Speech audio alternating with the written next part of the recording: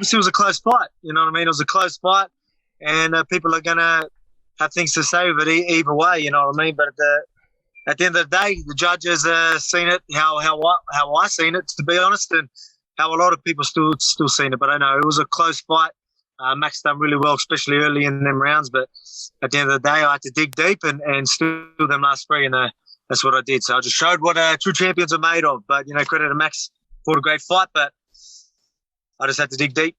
Oh, you just hit the nail on the head right there. Like, I watched that fight, and I thought initially, like, oh, very close fight, maybe lean towards Max.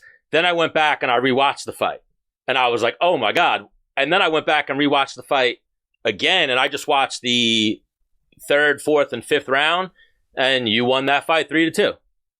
Yeah. Well, that's the thing. Again, you know what I mean? Like, I don't want to sit there and talk about it too much, but that's exactly right. There's been a lot of people that originally go, oh, I wasn't sure. Like, I thought maybe Max got it, so I thought I'd watch it again.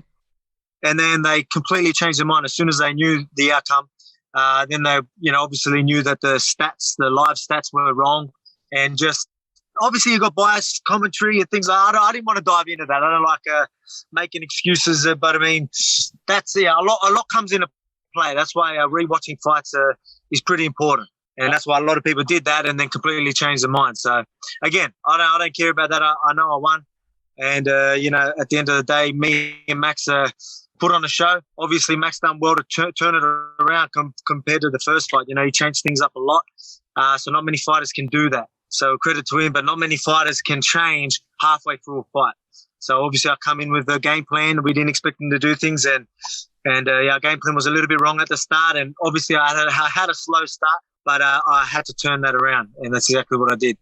Oh, for sure. And yeah, you hit the nail on the head with that. The way pretty much you put it is slow start, made adjustments, and showed some championship grit in that one against arguably one of, if not the greatest featherweights of all time. But now on to Alex Volkanovski, who's making the case for one of the greatest featherweights of all time, if not the greatest featherweight. Yeah, exactly right, man. Look, again, I'm all about defenses, you know what I mean? So I won't be throwing my name as GOAT yet, but I know that's my goal, you know what I mean?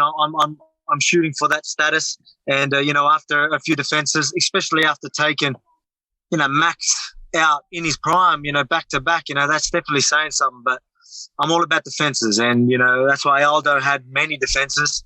That's why I consider him the GOAT of the division. To stay on top for so long like he did, you got to give him credit for that.